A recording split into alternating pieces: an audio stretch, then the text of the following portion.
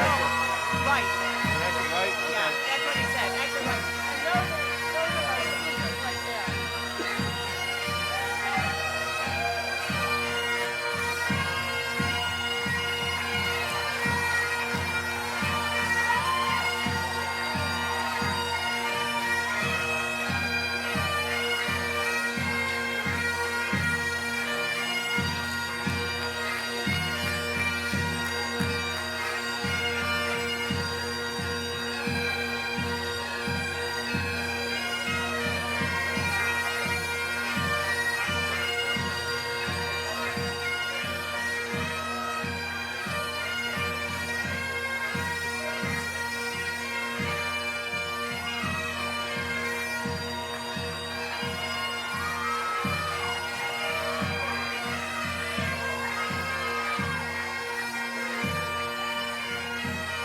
Wow, it's packed in here.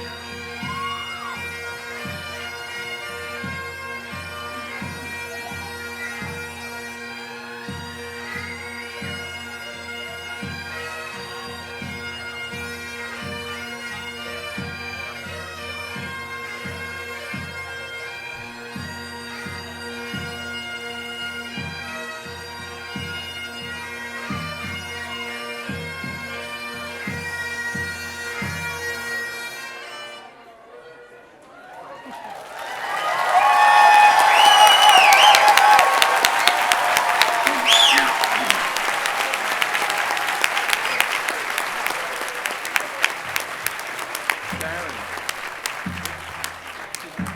do we have to turn this on?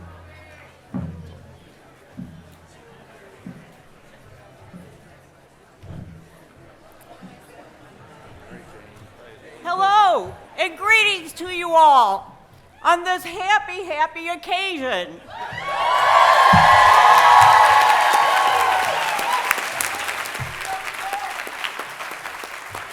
I'm Jane Holtberg, director of the Thorndike Library.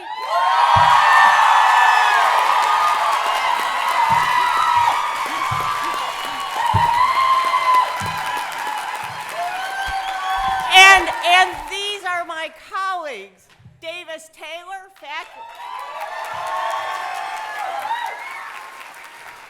faculty in economics, and Steve Russell, faculty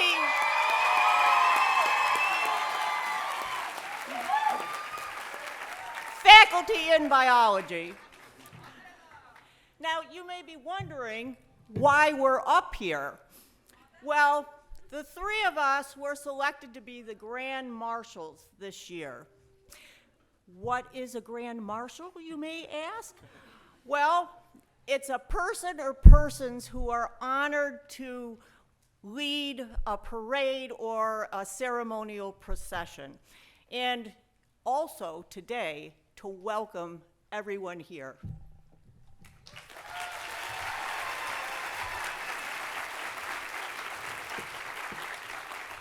You may ask why we were given this honor, why we have this illustrious position up here on the stage as Grand Marshals. Perhaps it is because of our gray eminence, or perhaps it's just because of our gray. Or maybe it's because, roughly speaking, the three of us represent three important ways of knowing about the world: information sciences, field biology, and arcane economic modeling. Perhaps. But we actually suspect it is because after 70 plus years, collectively, we will be retiring from the college at the end of this month.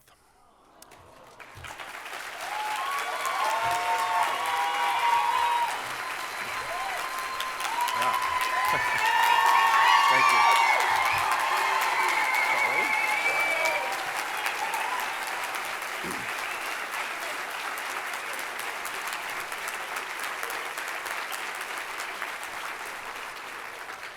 It is indeed an honor to be graduating, so to speak, with such a talented group of students.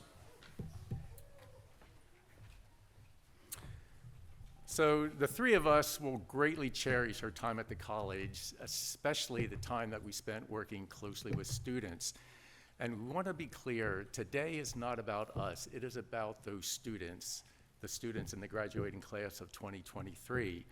So we're just glad and appreciative to be part of the ceremony that recognizes their amazing accomplishments this afternoon.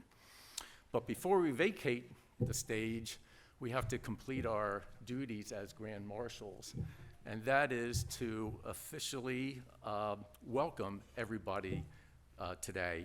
And that includes the family and friends of the graduating class, our distinguished guests, and members and friends of the COA community. Welcome all to College of the Atlantic's 2023 graduation ceremony.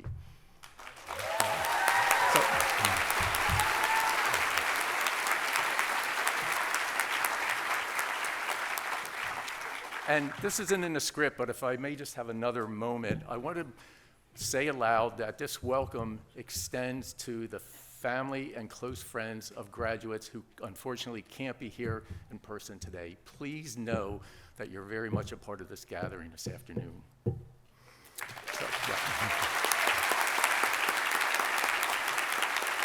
And now it's our pleasure to introduce Beth Gardner, Chair of the Board of Trustees.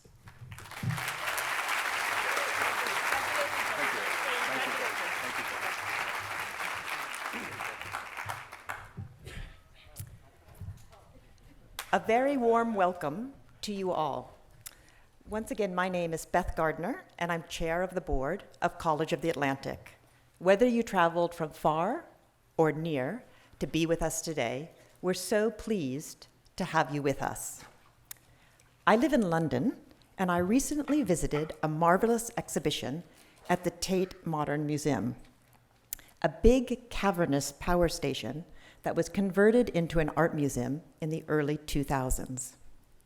I didn't realize when I walked into the exhibit that it would lead me back to COA. In the introduction of the exhibit, featuring a Dutch artist, Piet Mondrian, and a lesser-known Swedish female artist, Helma af Klint, it described how both were intent on exploring the world through the interconnectivity of the world through art, whether it was the natural world, the spiritual, the scientific. It was a wildly new approach in the early 20th century. The two had never met, and they'd never even seen each other's art. I read that introduction, and I got hit by a jolt. It was like a lightning bolt of recognition. It dawned on me that you could say that these two artists were early pioneers in human ecology. I instantly thought of everyone studying at COA, and particularly of those of you who were graduating today. I immediately became envious, even a bit jealous, of all of you. I wasn't lucky enough to study at COA, but you, like these two artists, have a deep understanding of the beautiful, yet fragile, interconnected relationships of the world. Here, we call it human ecology. And after 4 years, it has become the bedrock and the intellectual framework with which you will go out and view the world. In a world that is so divisive, you will recognize what links us together and what also links humanity to the natural world. Too bad for Piet Mondrian and Helma af Klint that they never found their way to this wise, small college on the edge of a beautiful island in Maine. And so today, I welcome all of you who are graduating and all of you who've come to cheer them on to our festivities. Let us begin. And I'll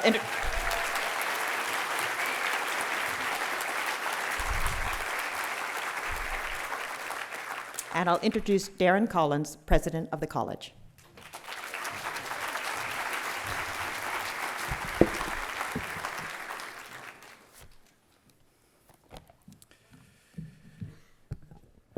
Hi, everyone.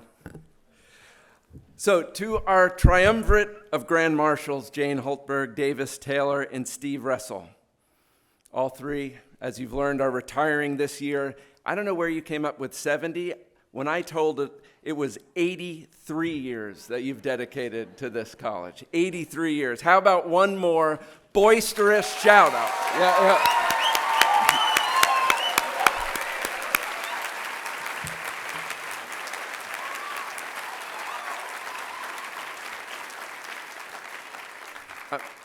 so happy for you guys, really am. And to everyone.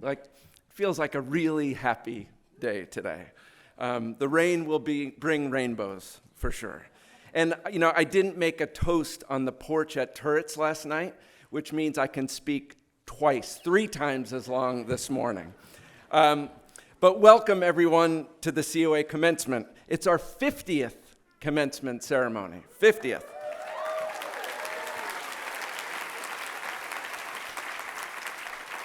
And, we celebrate a crucial point in the evolution of 81 graduates. That's the largest class in the history of the College of the Atlantic. Yep, 81. Now, of course, when I tell other presidents this, they're like, 81, that's pretty weak. So these human ecologists have journeyed through and have been steeped in an institution that is decidedly place-based, where our immediate cultural and physical geography shape how and what we teach, and where we consciously lean into that geography to achieve our mission. As such, it's important that we reflect on just how shallow a time depth on this acreage where no one called us to the land. But the Wabanaki people, the Passamaquoddy, Penobscot, Micmac, and Maliseet, were a life force, shaping and being shaped by this place for millennia, before the arrival of Samuel de Champlain in 1609, before 1761 and the construction of the mills of the island's first town, before the Hudson River School of Painters came in the 1850s, before the Oblate Seminary came in 1941, and certainly before we got here in 1969. The echo of a distant time comes willowing across the sand, and exploration, industry, art, religion, education found a toehold shaped by oppression.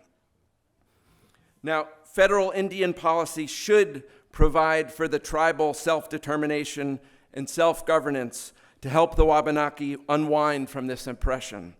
But unlike any other state in the country, Maine, through MICSA, the Maine Indian Claims Act, has blocked some of the benefits of federal Indian policy and put an economic stranglehold on the Wabanaki. Inviting and acting us to rise, we must stand shoulder to shoulder with the Wabanaki in their fight for tribal self-determination and self-governance.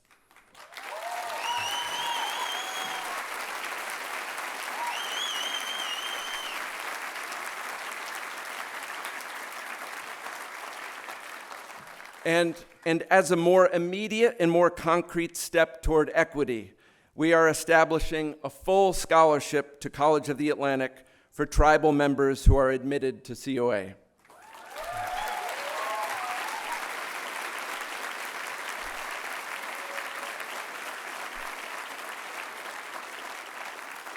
And when I say we, I don't mean some faceless, boastful administrator or administration or institution. I mean you, graduates, and your student colleagues, all the staff, all the faculty, all of us who have been wrestling collectively across your entire experience here with the deep and oftentimes painful questions of equity and race and diversity and oppression.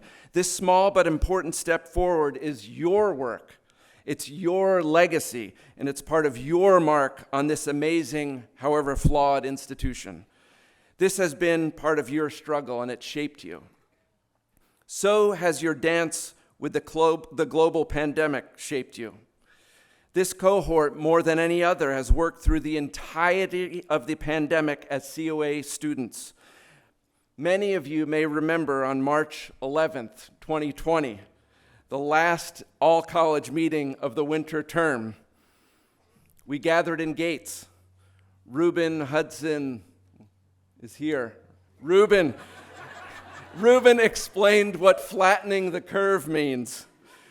We told you that spring term would happen online, a scary and perplexing announcement. We then held a massive party in the library reading room, crammed together without masks, to celebrate the seniors who would be leaving campus so they wouldn't become strangers passing in the street. You scrubbed surfaces and hands until they were green and submarine with stinking sanitizers. We swabbed your nostrils publicly. We took risks and tried to get everyone back on campus, but many of you took classes where some of your classmates were half a world away. We painted white lines on the red bricks, stripes that became albatrosses hanging motionless. You learned more epidemiology than you ever expected, and acronyms like PCR and ideas like comorbidity. And worst of all, you had to pick up your meals and couldn't break them together and take a break. Again, like our struggles with equity, we struggled together through the pandemic. We made mistakes. I certainly made mistakes. But we struggled and took collective risks together, not unlike the first 32 students, faculty, and staff, and trustees who took the risk of starting this place in 1972. Our own collective struggle and collective risk made something magical, if not at least alchemical. And you can read the alchemy in the senior project presentations yesterday, where I'm positive as we celebrate today, I know that Franklin is snuggling in a pink quilt made with more love than you could ever imagine. Wait a minute. And Franklin is mesmerized by the thump of "It's an eclipse, booming in his Sony Walkman. That work and the other senior projects I'm still learning about, like Owen's rediscovery and analysis of a whaling log from 1833 that somehow survived the fire that burned the college to the ground in 1983. All that work tells me you've not only survived difficult times, but you've thrived in them. It makes me so happy and so proud, and I don't know if I'm allowed to say proud, but I'm proud and humble and honored to be a fellow COA alum and to have been part of your COA journey.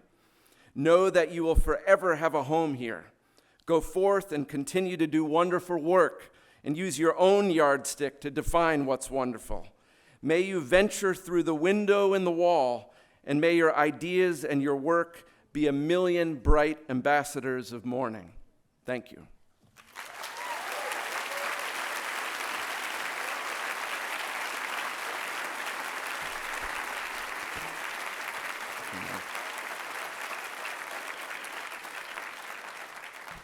That was pretty short, wasn't it? It was pretty not bad. I now want to introduce Dinoshka Ingumana to deliver the welcome on behalf of the class of 2023. Dinoshka.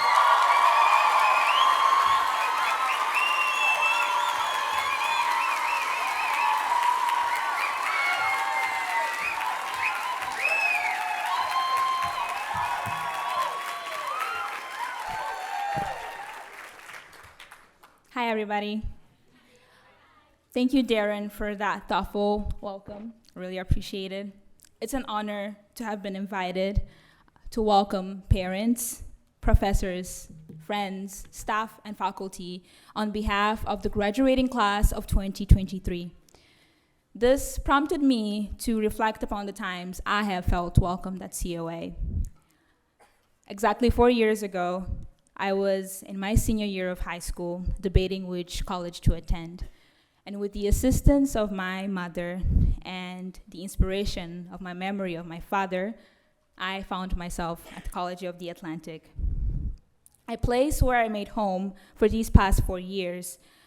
And I have been asked to serve in other welcoming roles, not just today. I was a resident advisor, a college tour guide, a tutor, a member of the Black Student Union, and a friend. In these roles, it is crucial to be hospitable to those who come to us. I have valued those opportunities to create an opening for those to enter this college on this beautiful island. COA has been hospitable to me in difficult yet fulfilling circumstances. I have struggled, but also thrived in this environment. Yet, as I am standing here today, I find myself in the position of a host, attempting to extend a welcome to a place which I have made a home, but to which did not entirely belong to.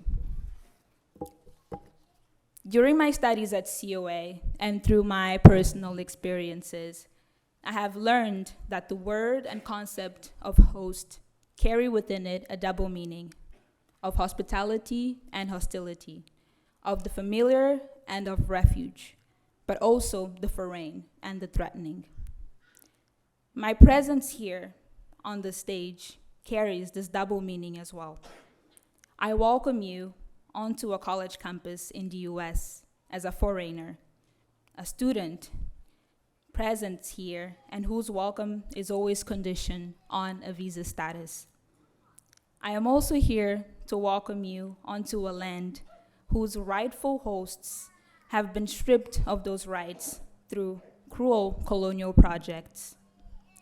At COA, we have had countless land acknowledgements at convocations and commencements, and I wonder what actions will emerge from these acknowledgements.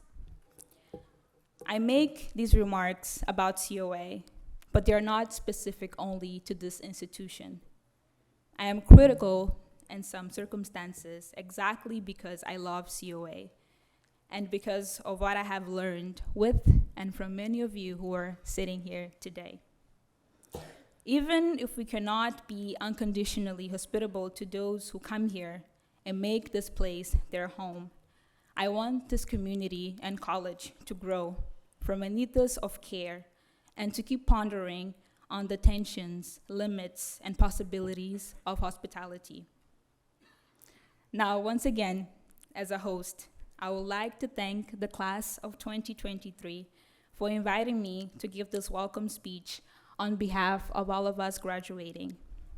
Fellow students, professors, staff, parents, and friends, welcome to the College of the Atlantic's 50th commencement ceremony. I am now happy to introduce Lisa for the first student perspective. Thank you.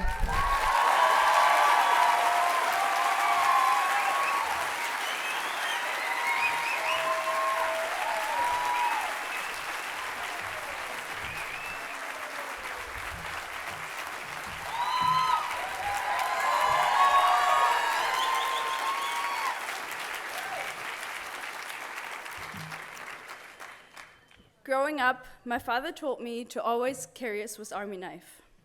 I should be prepared, because the time will come when a carrot needs to be cut, or a splinter needs to be removed, or a can needs to be opened. And I actually do have one with me today, and right about now I'm very happy to be at COA, because there's no other place that would have let me on stage with a knife at graduation. Over the years, I've come to think about human ecology as a metaphorical Swiss Army knife. Every day we spend here, each of us, each member of the graduating class, has been crafting their own knife. By choosing courses, internships, and senior projects, we have added new tools and maybe sharpened some of the one we brought with us to COA. Every person's knife is a representation of the unique combination of knowledge and skills they built here. Instead of coming to COA, you could have attended one of the many schools with a more traditional disciplinary focus. You could be majoring in accounting or engineering, and instead you're majoring in human ecology. If you did, you would be graduating with a really fine chef's knife, or maybe an electronic can opener. Because the goal of disciplinarity is to train you to do one thing very well. But here you are, and what you have is a Swiss Army knife. And honestly, the blade of your knife might not be as sharp as the chef's knife, and the can opener is not as easy to use, and you need a little bit more elbow grease. But because human ecology places value not in perfection of one skill, but the skillful combination of many. See, the issue with having only a chef's knife is that whatever problem you encounter, all you can do is chop. And if all you have is a can opener, everything looks like a can.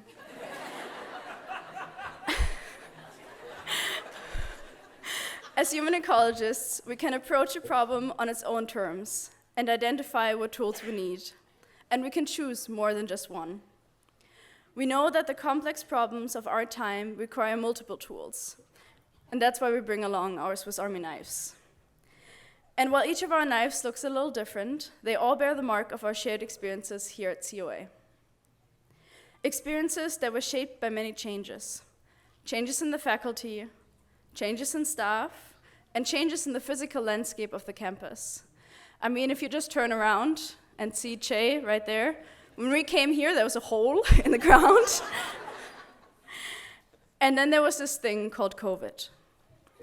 We are the generation of students who saw the college before the pandemic, during the pandemic, and after the pandemic. And maybe after is not the right word. I want to acknowledge that COVID is still around and that not everyone's post-pandemic reality looks the same. Yet, we are the generation of students who got to COA and made new friends around a table and tab, who only months later, as the pandemic reached the US, shared a last dinner before leaving campus, not knowing when we'll be together again. We were the ones who came back to campus, picked up our food in little containers, and then sat outside, 6 feet apart, shivering in the cold of fall and winter. We were the ones who rejoiced when TAB opened again, and we were allowed to pile into a booth with way too many people. Each of us experienced these 4 years very differently, especially the hardships of the pandemic. But the fact that we're all here today is evidence that we have persevered. And yet, we also have learned along the way. What we learned may be very different, but what I know is that while the faculty has changed, the staff has changed, and the landscape has changed, we have also changed. I want you to take a moment right now and think about your human ecological Swiss Army knife, what tools it has, and how the marks and scuffs reflect your experience here. That knife is the result of hard work. It is testament to where you come from and how much you have grown. I hope you see how much of you it represents, how much potential it holds, how much potential you hold. I urge you not to get stuck using just one of these tools on the knife. Keep putting yourself in situations that require your whole skill set. Add new tools and keep the old ones sharp. And you might lose the toothpick on the way, but that's okay. Thank you.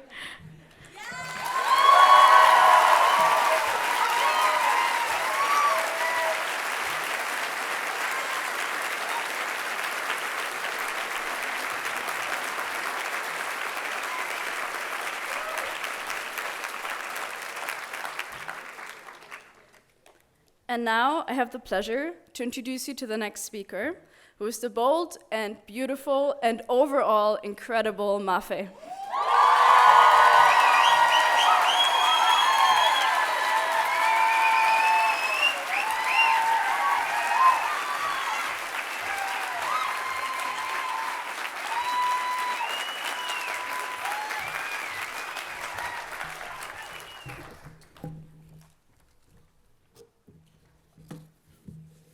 Hi. Thank you, Lisa, and thank you to the guests, those of you who are present here today, those who cannot join us but may be listening to this as a recording in the future, and also to the people who are absent. Thank you, class of 2023, for nominating me to share a senior perspective today, more specifically, my senior perspective. I feel honored. I also consider this to be a big responsibility. You cannot speak for me and I cannot speak for us, but I am speaking to you and you may relate. How do you relate? My studies at COA in this past year have challenged me to think about the relationship between responsibility and the ability to respond. In responding to this invitation to share my perspective as a senior, I reflected about how my experience influences my perspective. It became important to me to question the nature of experience not as the origin of knowledge, but the ways it constitutes subjects. How do I choose from or summarize my experiences, the experiences that constituted me over the past 4 years in 5 minutes? 5 minutes with such a big audience. You, my fellow students that are graduating with me today, other students that hopefully will be graduating in the following years, to our teachers, staff, administrators, family, and friends. 5 minutes that will become part of the memory of this institution, literally in the recording of this ceremony. 5 minutes in which I can say whatever I want with no fear of censorship or jeopardizing my academic status.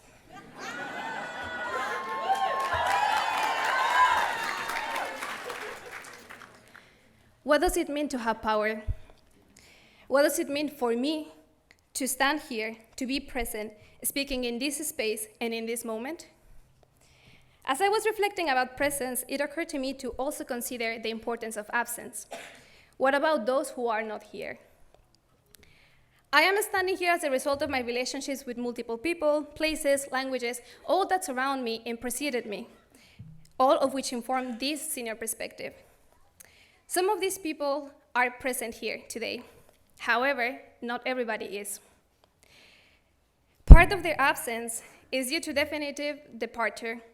Over the past 4 years, some people in my life has passed away for natural reasons, forced disappearance, COVID. But others are absent because of distance, commitments, economic barriers, or political borders that can only be trespassed legally or safely with a visa. A visa that is not easy for everybody to acquire based on these fictions that we call nationality, race, class.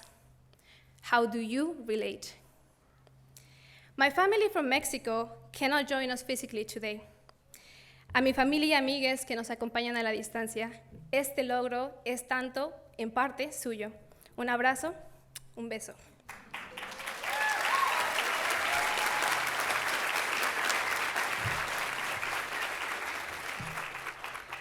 If they were here today, I will show them around town, have dinner in Tav, walk around campus and down to the cold, cold, cold Atlantic Ocean.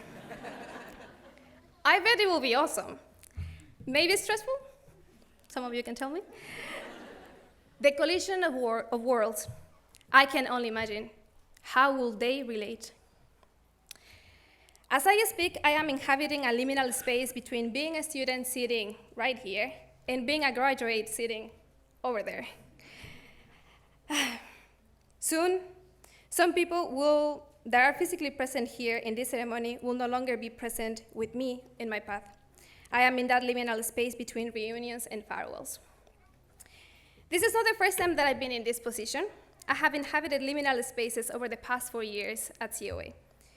Being here at COA and somewhere in central Mexico, being here wanting to be there and being there wanting to be here, between the snow and then complaining it's too hot and humid, between having housing and the looming prospect of not having housing. But really, if you have any leads for summer housing, please contact me.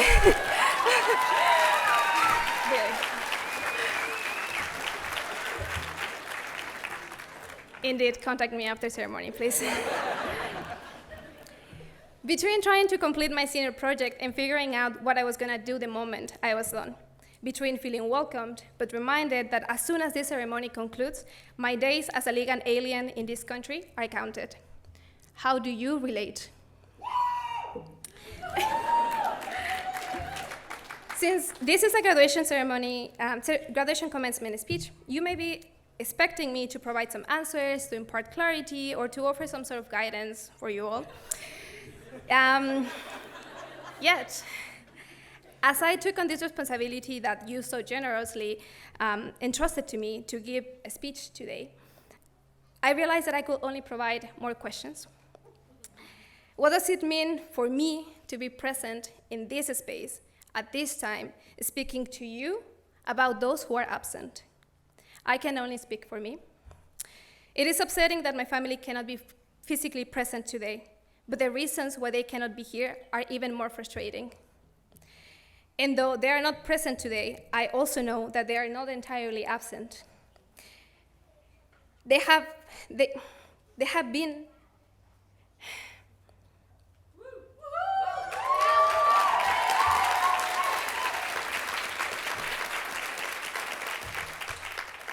nor they have been absent over the past 4 years. I know they have been present with me somehow through messages, video calls, and reunions over breaks when I can go home. I carry them with me, and I am here today because of that presence. Right now, I am embodying their absence in the forms of memories. For me to stand here in front of you provokes questions about postcoloniality through absence and presence. What does it mean to have power? Who has historically been granted power? Who has been represented? Who has an easier access to this ceremony? How do you relate? Thank you.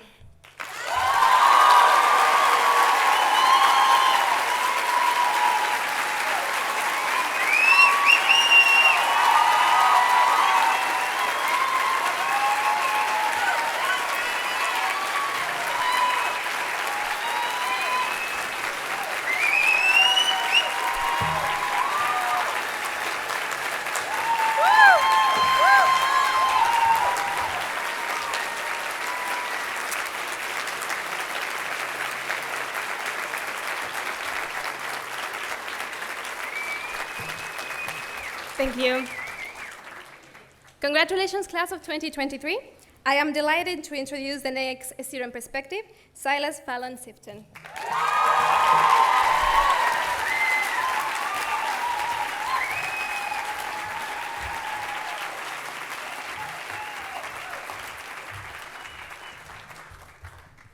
Hello. I'm getting over a bout of bronchitis and pleurisy, so forgive me if I'm a bit rough. But I would like to share a poem with you all. As you set out for Ithaca, hope your road is a long one, full of adventure, full of discovery. Lystragonians, Cyclops, angry Poseidon, don't be afraid of them. You'll never find things like that on your way as long as you keep your thoughts raised high, as long as a rare excitement stirs your spirit and your body. Lystragonians, Cyclops, wild Poseidon, you won't encounter them unless you bring them along inside your soul, unless your soul sets them up in front of you. Hope your road is a long one. May there be many summer mornings when, with what pleasure, what joy, you enter harbors you're seeing for the first time. May you stop at Phoenician trading stations to buy fine things, mother of pearl and coral, amber and ebony, sensual perfume of every kind, as many sensual perfumes as you can. And may you visit many Egyptian cities to learn and go on learning from their scholars. Keep Ithaca always in your mind. Arriving there is what you're destined for, but don't hurry the journey at all. Better if it lasts for years, so you're old by the time you reach the island, wealthy with all you've gained on the way, not expecting Ithaca to make you rich. Ithaca gave you the marvelous journey. Without her, you wouldn't have set out. She has nothing left to give you now. And if you find her poor, Ithaca won't have fooled you. Wise as you will have become, so full of experience, you'll have understood by then what these Ithacas mean. That was C.P. Cavafy. My journey started with a night of terrible weather, surrounded by absolute strangers on the West Branch canoe trip of Oops. Our gear was covered in mud, we were soaked, and our Oops leaders could barely get a fire started for all of the rain that was pouring down. Someone got hypothermia, someone lost their glasses in the river, and that was just on the first day. We should have been miserable, but we had a willingness to laugh at everything that happened to us. We didn't carry the Cyclops or angry Poseidon in our souls, so we didn't encounter them. What we did carry were a pack of these cards with conversation starters on them, little prompts that we would pull out at random to keep the laughter going. Those things really saved us. I turned 18 on that trip, hiding from the rain under a tarp in a blueberry patch, eating beans out of a can and all of the berries that we could reach. That seems like ages ago now, but I still think about it often. We've already come so far and been transformed by what we've done. We're different people than we were when we started here 2, 4, 6, 8 years ago. The connections that we've made, the fights that we've had, the new insights we've discovered have changed the people who we are, the people we want to be, and how we view the world. I'm sure some of you studied the things that you planned on when you arrived at this school, but I'm equally sure many of you ended up in a place you never imagined. I'm certainly not graduating with the education I expected to have. In case you don't know, during our orientation, we all wrote letters to ourselves, and during the rehearsal for the graduation, we were each given them back. In mine, I'd asked myself, Silas, have you figured out science yet? Certainly not. I took 2 science classes and promptly switched to the Ed Studies track for education and literature. So no science. Did not get that one done. This is the last time that we will all be in one place together. From here, we set out in 81 different directions, on 81 different paths. But we will all carry a part of COA with us. No matter what happens to this school, no matter how it changes, we will carry our years with us. We should be proud of our time here. We have changed this campus just as this campus has changed us. We now have a community fridge that gets regularly stocked. That did not exist 4 years ago.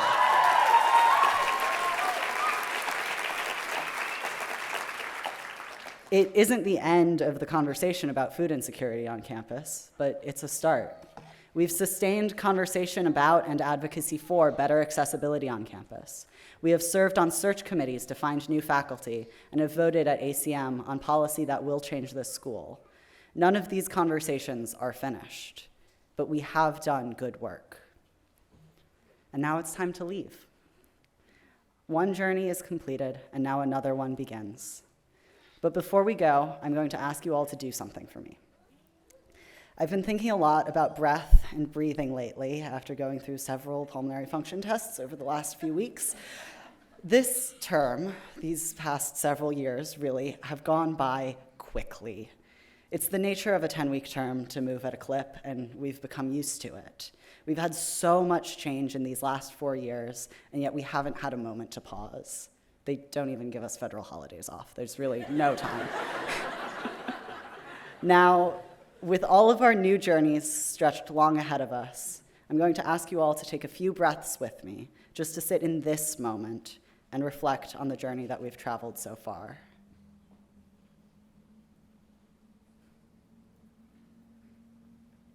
Thank you. Hope your road is a long one. May we all reach our Ithacas.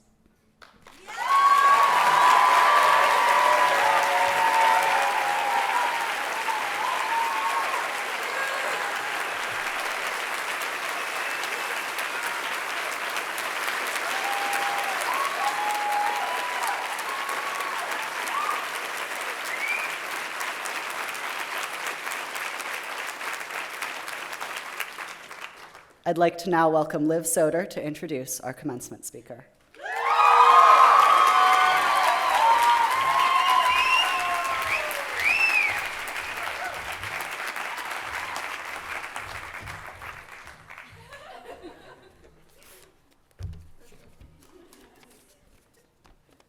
Hi.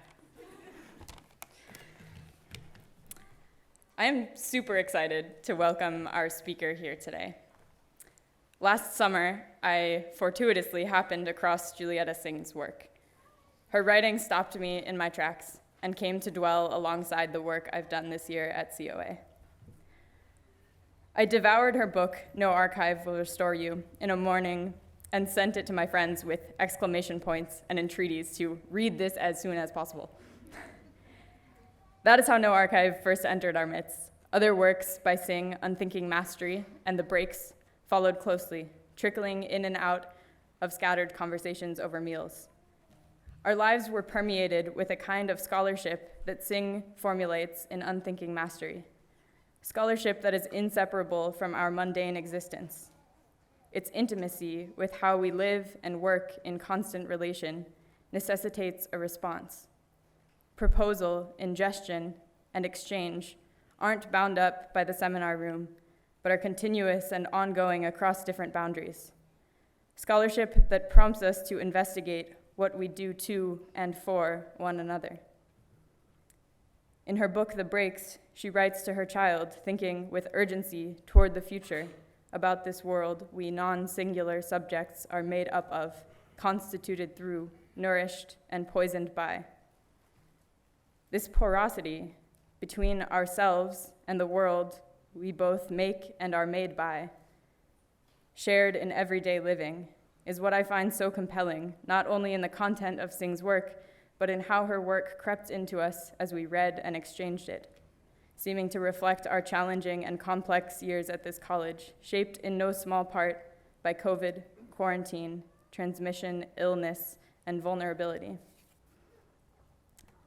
Singh's work became a reference point as I began my senior project, reading, writing, and painting. I chuckled over the way she sets up her musings on the archive. She calls the archive, quote, "your enabling fiction."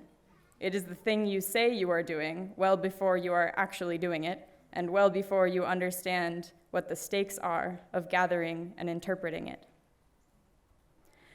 As I began to understand the potential stakes of my project, Singh's words were a gentle warning that pressed in on the emerging questions I encountered while making and doing creative work.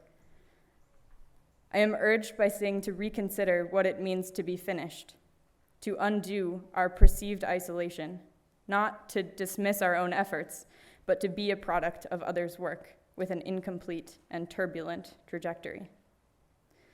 Julietta, thank you for your time and work and your writing, for opening up and unfastening language in ways that allow your readers to dream of queer futures and this world toppled and reborn.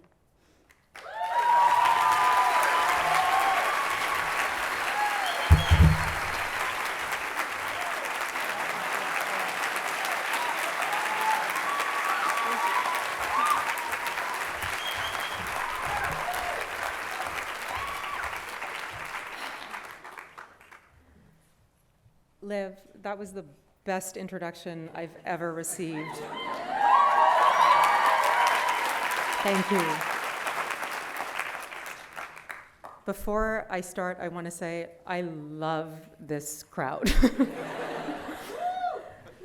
I'm going to begin today with a story, one recalled by the late, great Buddhist monk Thich Nhat Hanh.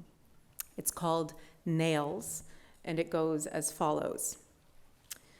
Thich Nhat Hanh is trying to build a table with the children of his village, and for supplies, he decides to take the children with him to the supermarket. He tells the children that their trip to the market will be a meditation session, and that they will buy nothing but a handful of nails necessary to make the table. With the children, the monk walks the aisles slowly and mindfully, taking time to observe and remark upon the many objects in the store. Our intention, he says, was not to buy more things, but to look deeply. From time to time, as they walked the aisles, they would stop and observe particular items on the shelves. The monk would explain what they contained, what had been involved in their production, and what the effect would be of consuming them. By the end of the trip, they had spent an hour and a half in the market and left only with the handful of nails they had come for. I'm compelled by this story for many reasons. First and foremost, because I'm a person who thinks a lot about pedagogy, about how we teach and learn from each other. Pedagogy is at the heart of living. And in my own life, these pedagogies unfold in university classrooms, where my job is to circulate decolonial knowledge practices, through everyday acts of mothering, where my commitment is to explore alternative modes of thinking and feeling with my child, and through how increasingly I find that I need to teach myself in ways quite different from the social and institutional teachings that have been handed down to me. I am interested in the revolutionary potentials of pedagogy, how, in other words, we can learn this world otherwise, and how we can begin to unlearn some of the most harmful and isolating parts of our knowledge inheritance in the effort to live more ecologically and ethically embedded lives. The story Nails takes a totally mundane act of shopping for hardware to try to build a table and turns it into an exploration of one's environment, an approach to running an errand that engages in deep curiosity about all the other things in the surround, about how they have come to be where they are, under what conditions, and at whose expense.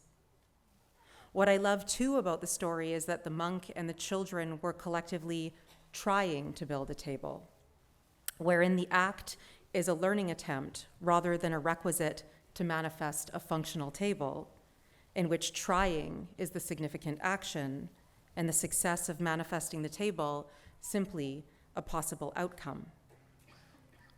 The parents among us here today will undoubtedly marvel in this story about the absolute feat of Thich Nhat Hanh's ability to dwell in a store with children without having them beg for random items. The monk's aim is clear: to raise our children in curious exploration and without attachment to often harmful consumptive practices. An exploration guided by a questioning of how and under what circumstances each thing has come into being and how each thing will affect the total environment. This story has something vital to do with the education that each graduate here today has received at the College of the Atlantic, an experimental, ecologically based education that has primed you to live your lives with attention, with ethically motivated purpose, with a commitment to the whole environment in all its social, political, and earthly manifestations. It is, of course, an incredible honor to be here today, to share in this monumental moment of each of your lives. It's a moment that marks both a formal end to your education in this particular time and place, and also a beginning to a life that will be deeply informed by what you have gleaned here over your years of committed study and, perhaps more importantly, relationship building. This moment is a palpable opening toward a life that follows but also departs from the one you've been living.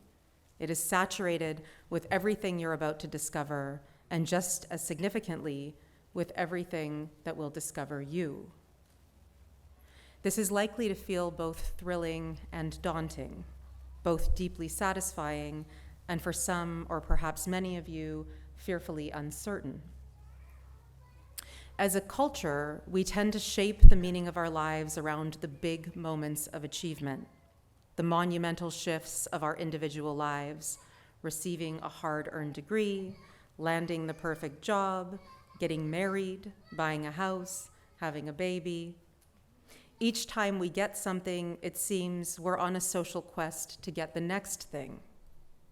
That's not only a lot of pressure on us as individuals, it also sets us off on an already prescribed pathway that has in large part predetermined the shape and texture of our lives. Even more vital than our grand pursuits, or the honors we receive, or the jobs we land, are our everyday acts of living.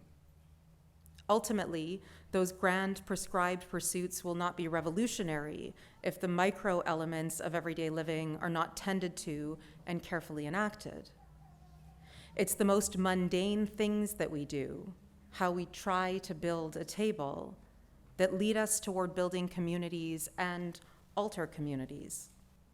In the mundane, we discover how to move alongside each other in our inherited modes, in our differences through loving commitment and critical engagement, how we begin to unlearn our inherited modes of harmful living, how to relearn new ways of treading lightly on this most beautiful earth, how to remain enduringly open and creative in the face of our failures. This is an act of living as a careful, integrated organism, as part of something so much greater than any external accolade could touch. A few weeks ago, I read an op-ed piece in the New York Times that served as a kind of commencement speech to the nation about how badly my generation and the generations before mine have screwed up everything for yours.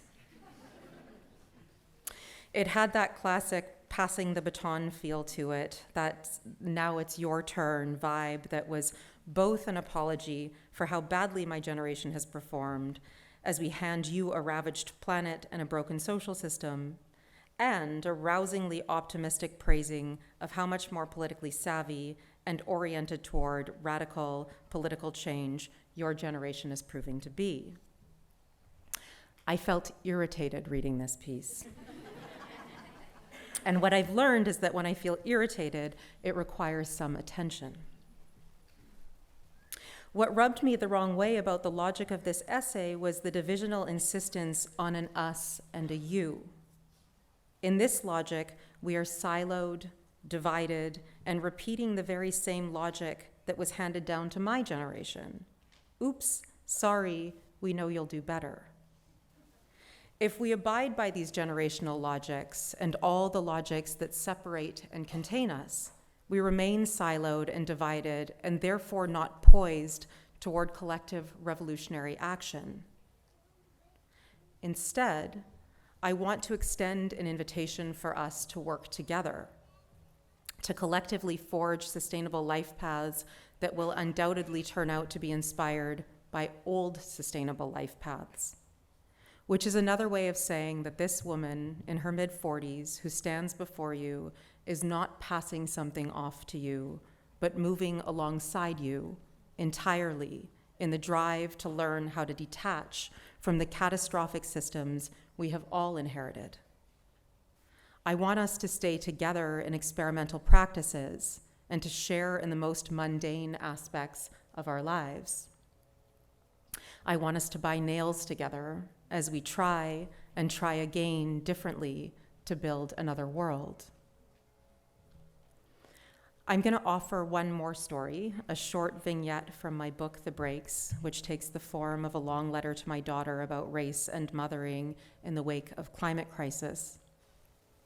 It comes at a moment in the book where I'm thinking about architecture and how we live in shapes and forms already pre-established for us as discrete family units. The scene is addressed to my then 7-year-old daughter, who's somewhere over there on the edges and now a rousing 11. We are on the street, gazing at a sprawling red brick mansion. I am admiring the exterior architecture aloud, inviting you to wonder with me over the shapes within. There's a carriage house at the end of the backyard with a loft space that I envision as a writing den.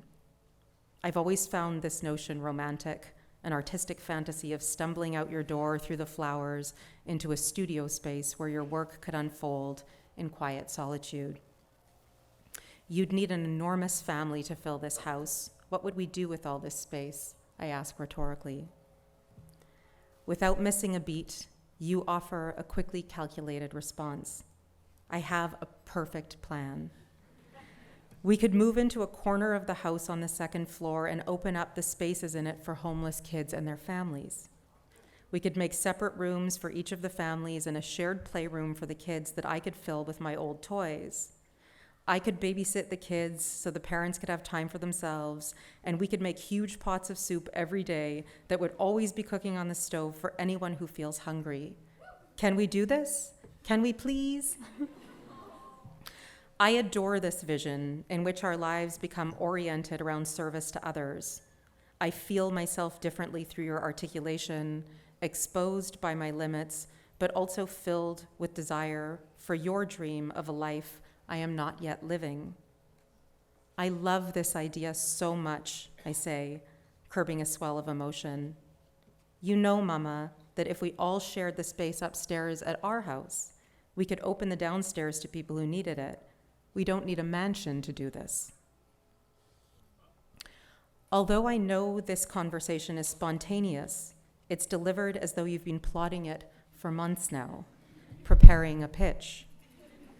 You offer a clear layout for where the families will live and sleep in our home, which existing doors can be shut for their privacy, which rooms could be maintained for collective gathering and play. As far as I can see, there is no flaw in your plan. Nothing stands in our way aside from a point of contact where my conceptual willingness collides with my hesitation to transform the conditions of our lives for a larger whole. A tug of war in which my self-contained privilege pulls hard against my desired politics. I share this vignette because it illustrates the visionary potentials of our children, who are systematically dismissed in our culture as merely innocent, naive, or unknowing, now, today, woke.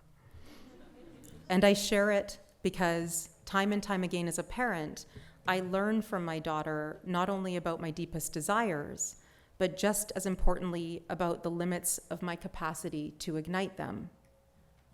Her vision of a collective home shared with people who need shelter, sustenance, and care absolutely resounds with my own desire to live a life oriented towards the well-being of others. Yet her vision also rattles the privatized, consumer capitalist life I have been taught to desire and to live out.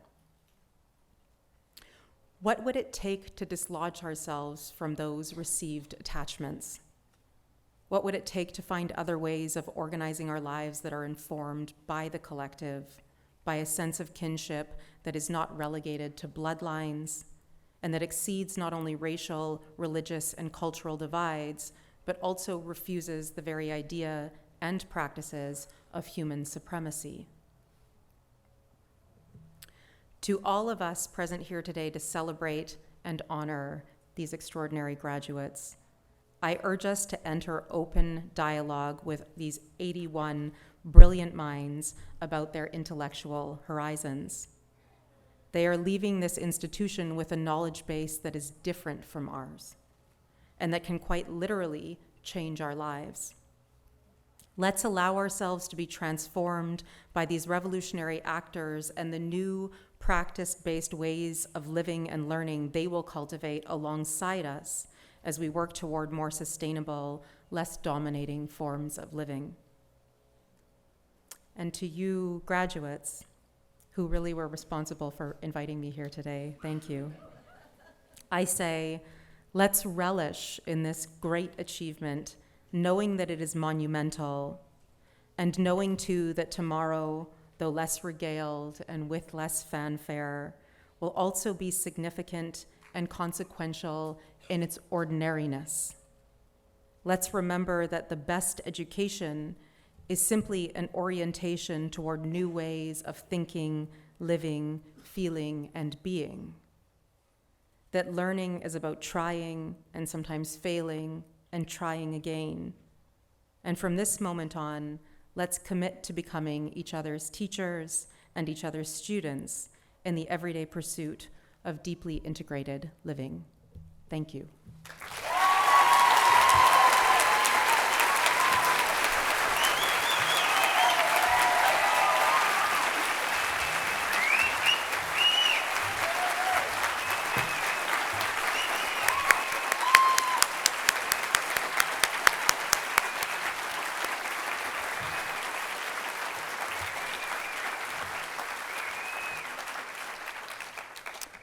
Many thanks to Dr. Julietta Singh for coming to the college and for those very thought-provoking words in her commencement address.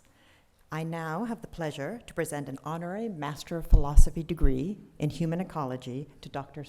Julietta Singh.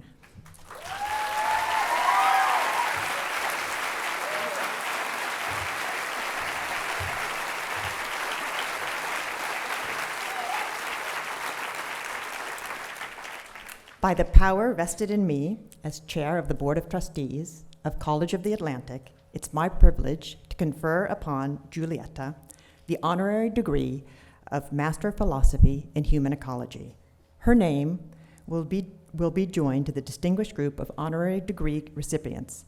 Thank you, Julietta, and we're delighted to honor your contributions to human ecology.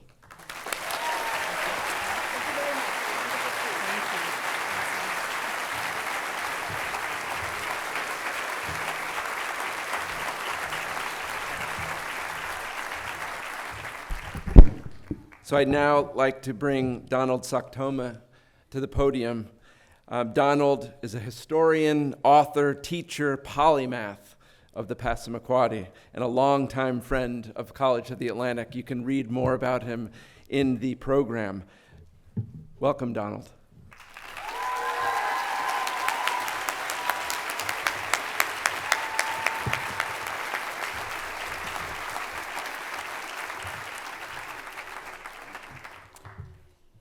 I now have the great pleasure to present an honorary Master of Philosophy degree in Human Ecology to Donald Sochtema.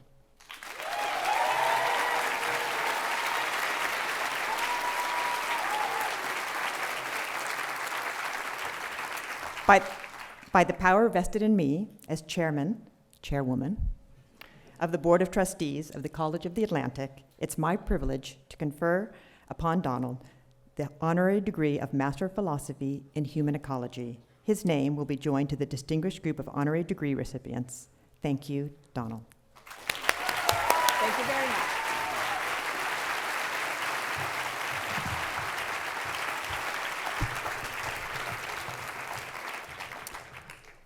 I want to congratulate the class of 2023. It's really an experience once you graduate and start your new chapter in life.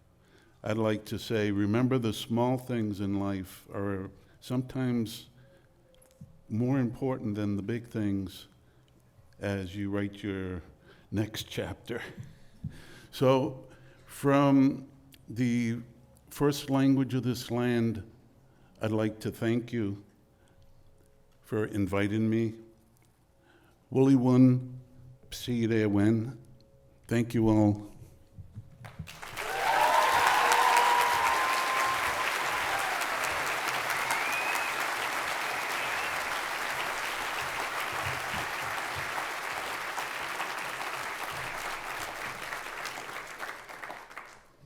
Ms. Chairwoman, the candidates who will come before you today include students who have completed all their requirements for graduation and those students who will finish their research projects in the summer or the autumn. The academic deans, registrar, and faculty of College of the Atlantic enthusiastically recommend that the following students receive the degree of Bachelor of Arts in Human Ecology. And the flowers that the candidates will present to each other symbolize the experience and affection they have shared at College of the Atlantic. But before we do that, at this part in the ceremony, we will honor and pay respect to Navalak Palivo, who we all know as Namphone. Namphone would have walked and graduated with the class of 2022, but an unusually aggressive cancer ended her young life. And we are awarding her degree posthumously, but before doing that, I'd like us to honor her with a moment of silence.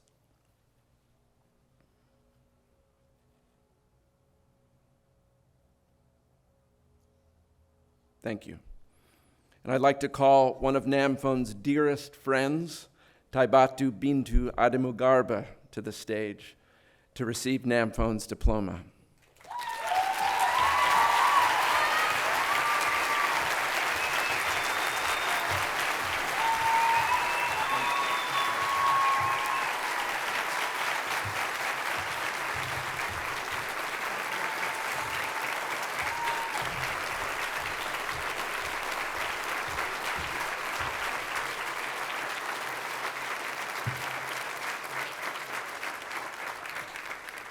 We'll be sending the diploma to Namphone's family in Laos.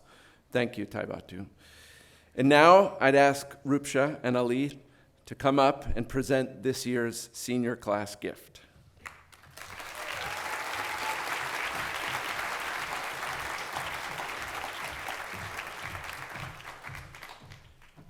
Hello, everyone. On behalf of the class 2023, we are announcing our senior gift to be a bench that will be placed in the seaside garden by turrets on the memory of Namphone, our dear friend. And we would like to thank everyone who donated to senior gift, especially class of 2023, and Namphone's family, Scott Kale, Susan Kale, and Scott Lawless, and Barbara, lastly, Barbara Myers. Thank you, everybody.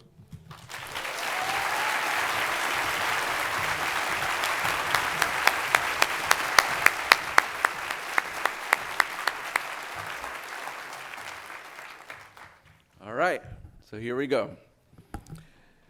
To begin with, I'd like to call Zachary Dean Aiken.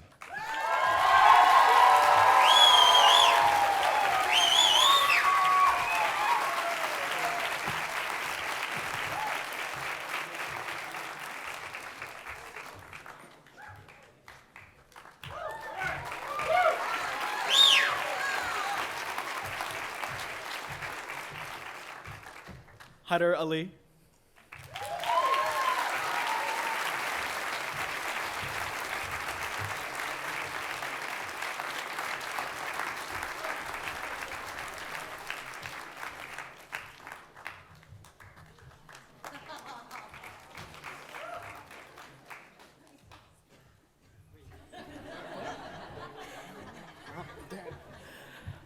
Ren Winter Angelon.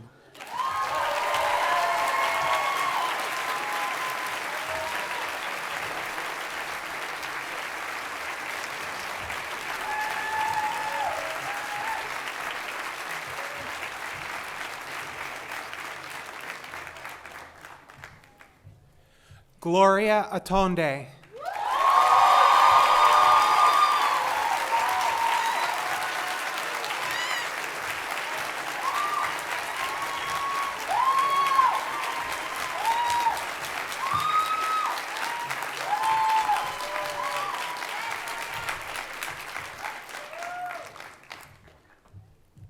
Sage Bagley.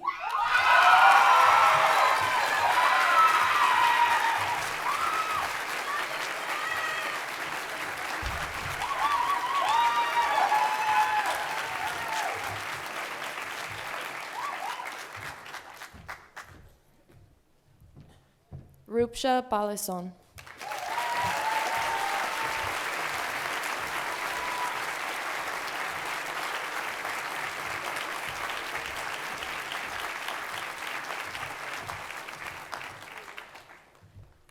Lexa Blomberg.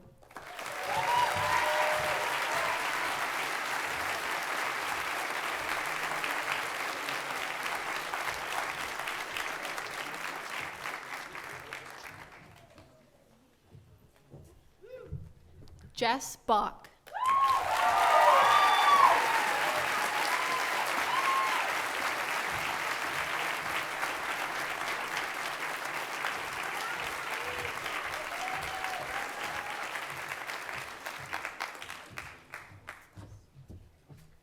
Miles Boone.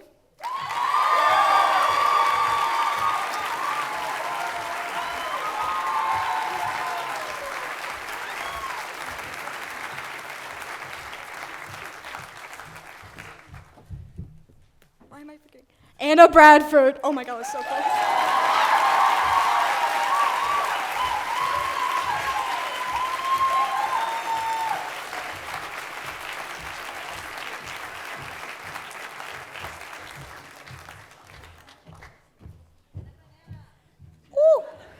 Adam Burke.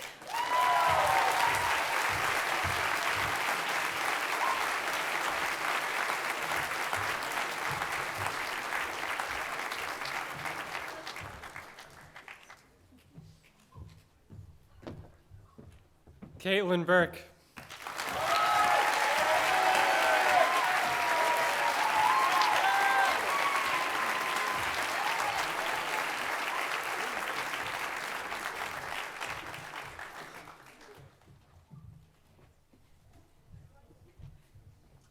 Gabriella Bazinski.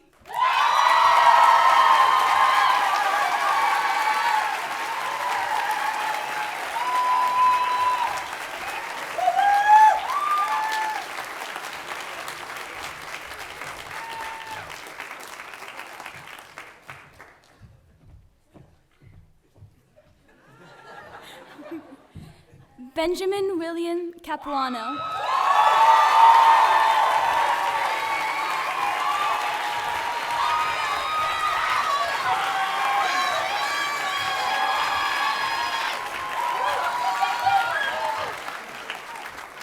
Patrick Karen.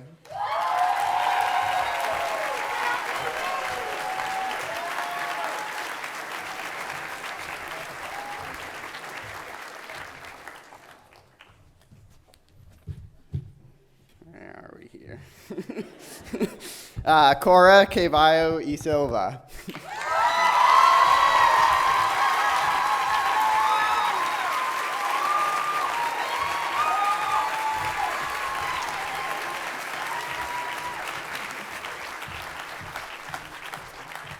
Shasta Kays.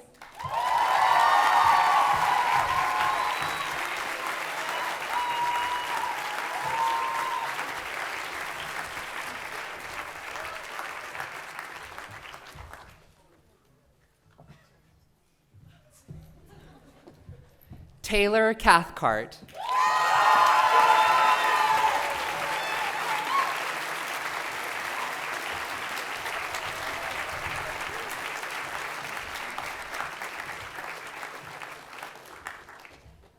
Hudson Simon Cohn.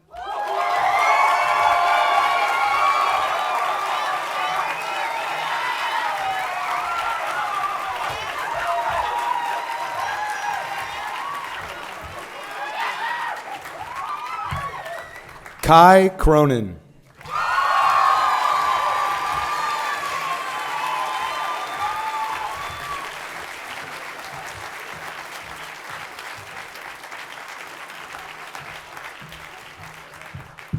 Lene Palma Dioria.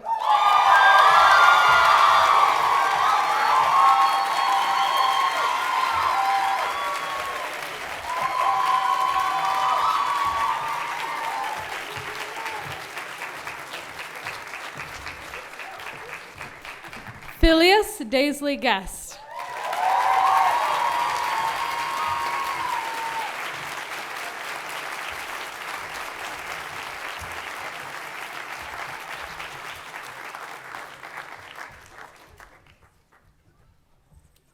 Isabella Delilah DeHart.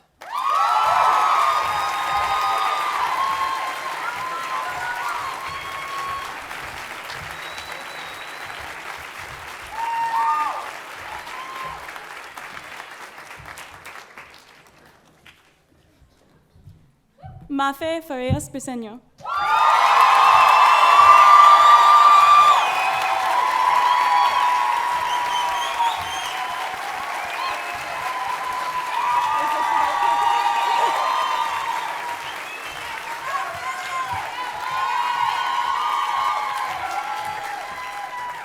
Adam Thomas Fair.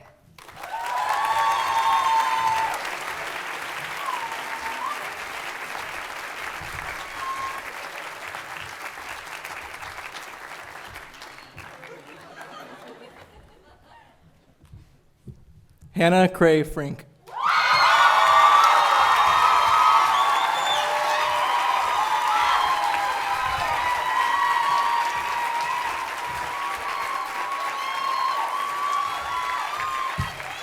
Eleanor Ganam.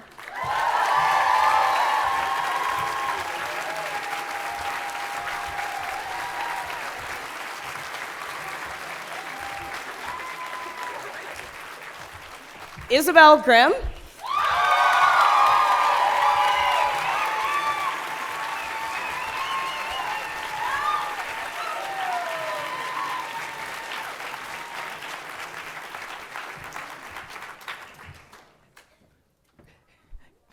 Crystal Guzman.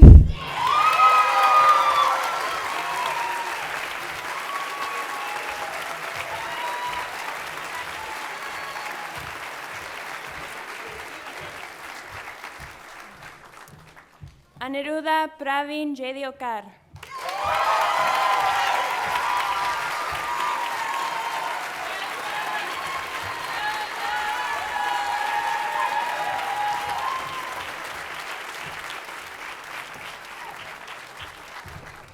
Eli Iodele Johnson.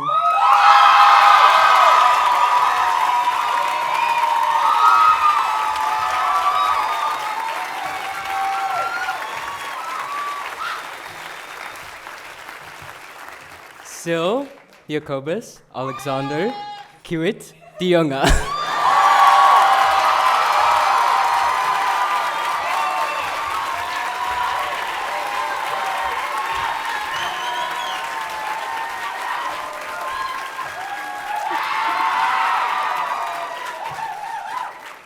Lisa Marie Kothoff.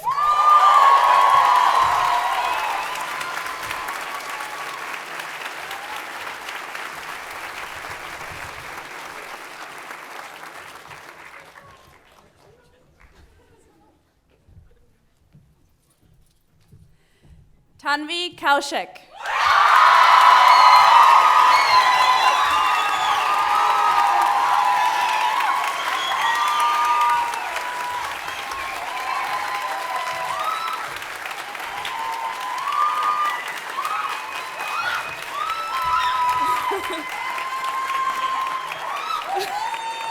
Charles-Olivier Levesque.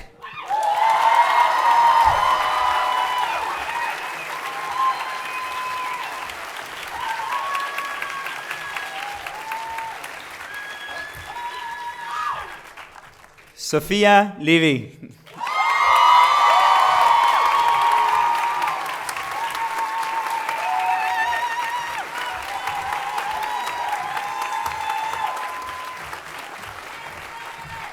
Milena Lexa Lamardo.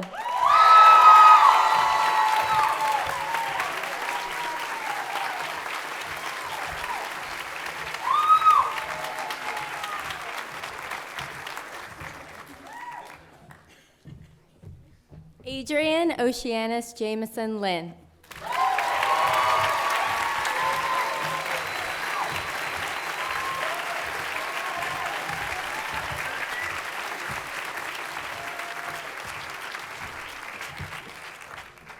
Sophie Ann Manis.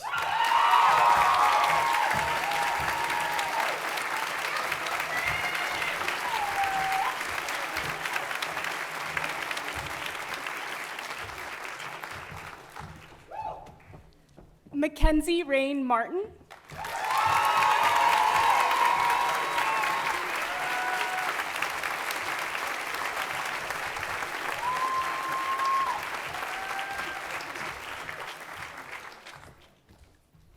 Hannah Riley McKellar.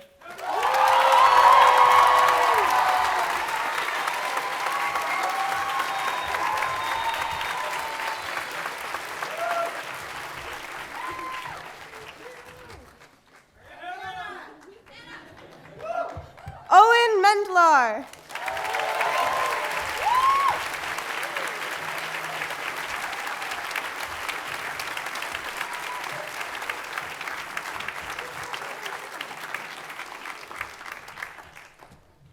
Adel Mishigiri.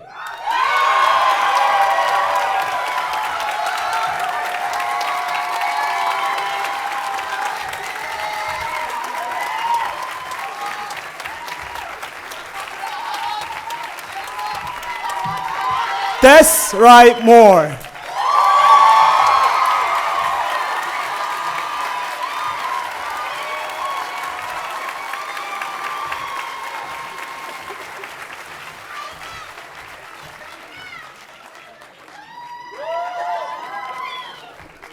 Alejandra Morales Torres.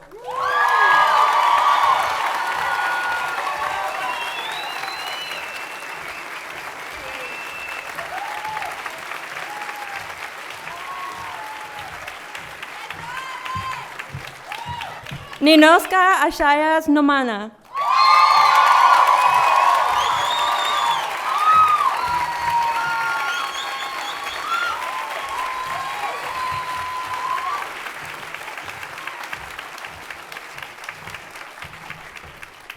Quint Nigro.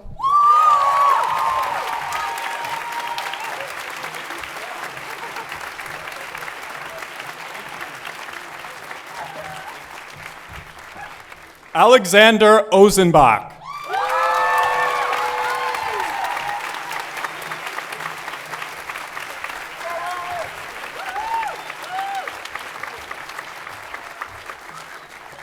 Sing Dao Udom Sin.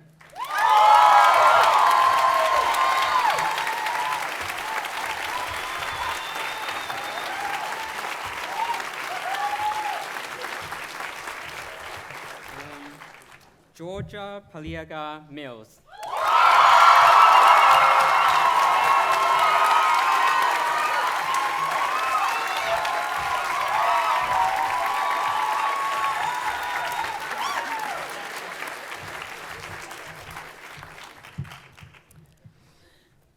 Taylor Michelle Palmer.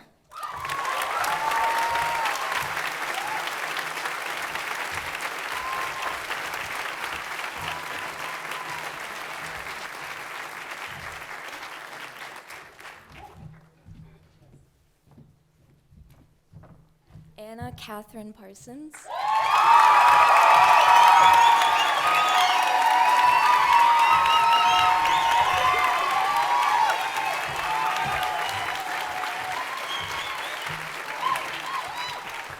Gabrielle Rosa Vanilver Dumas.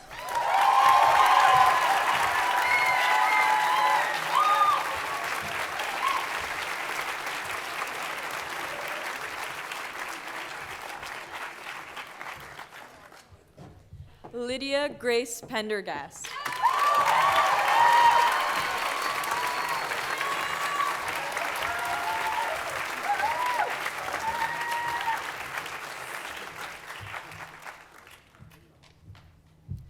Benjamin Lewis Peverall.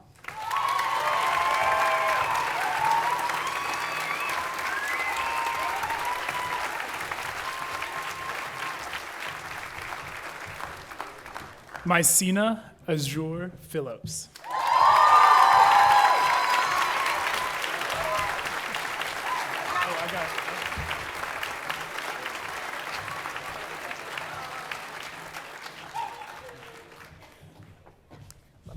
Helen Antonia Portner.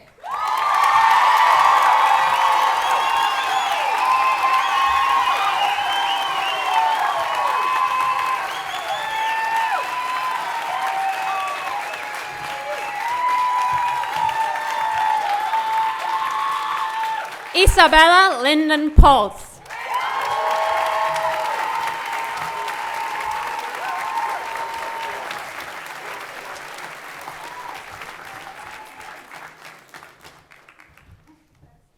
Mauro Jose Ramirez Asofefa.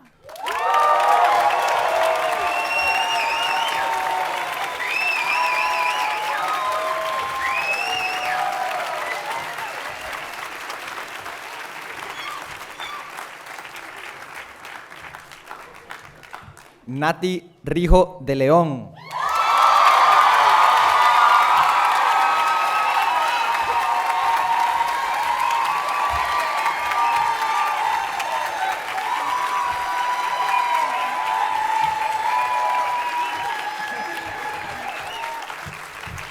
John Robbins.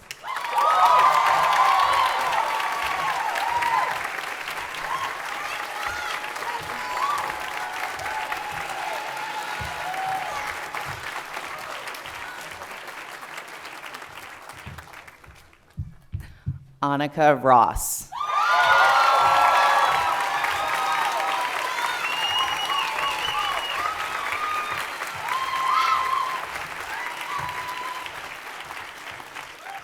Silas Fallon Sifton.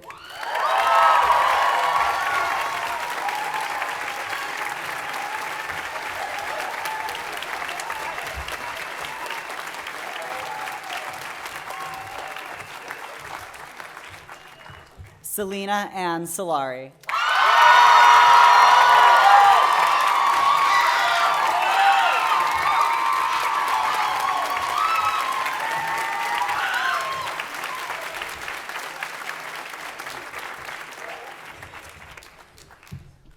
Liv Soder.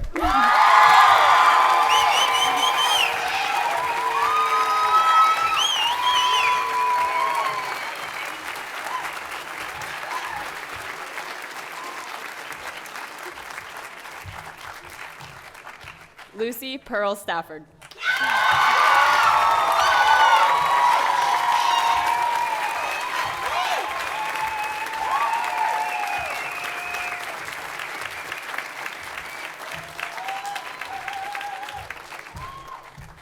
Kathleen Stottleman.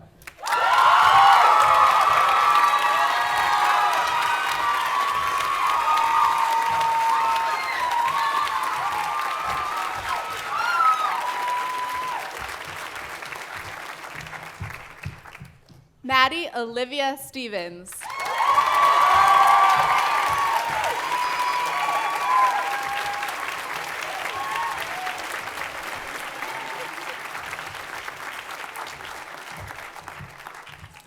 Ria Strom.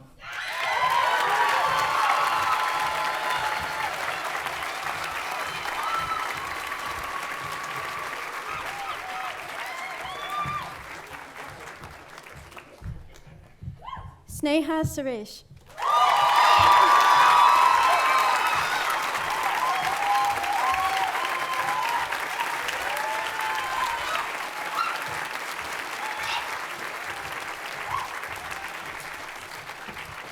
Adela Talai.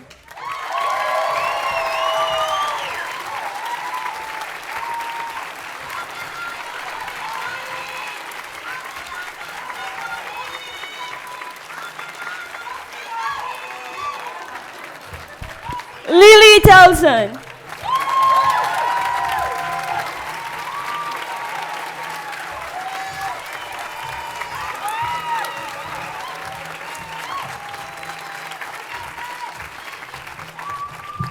Minu Aban Hartus.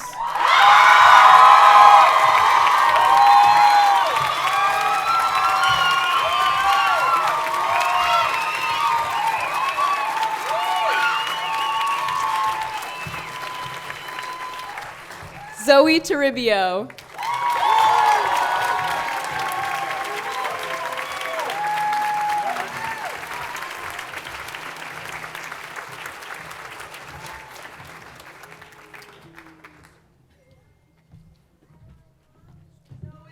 Dodrick Tugman.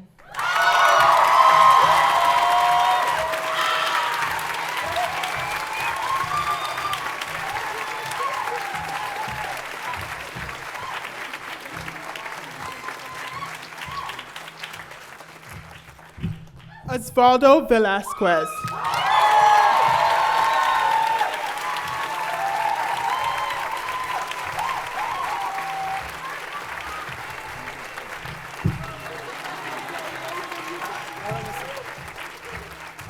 Shreya Binod.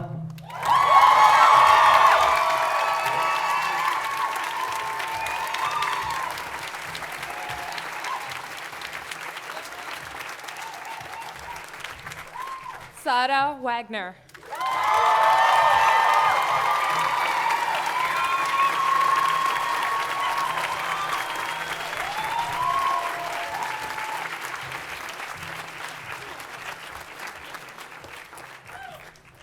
Nisani Mitaya Walter.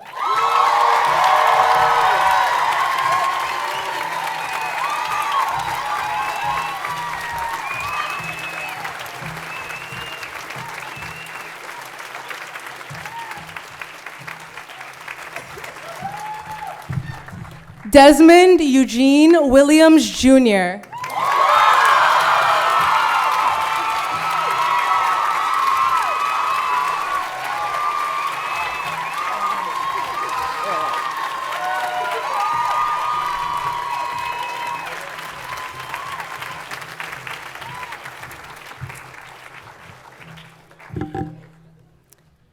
Best part of the day. By the power vested in me as chair of the Board of Trustees of College of the Atlantic, it's my pleasure to confer the degree Bachelor of Arts of Human Ecology on all the seniors graduating today and welcome them to the ranks of the college's alumnus with the attendant rights, privileges, and responsibilities.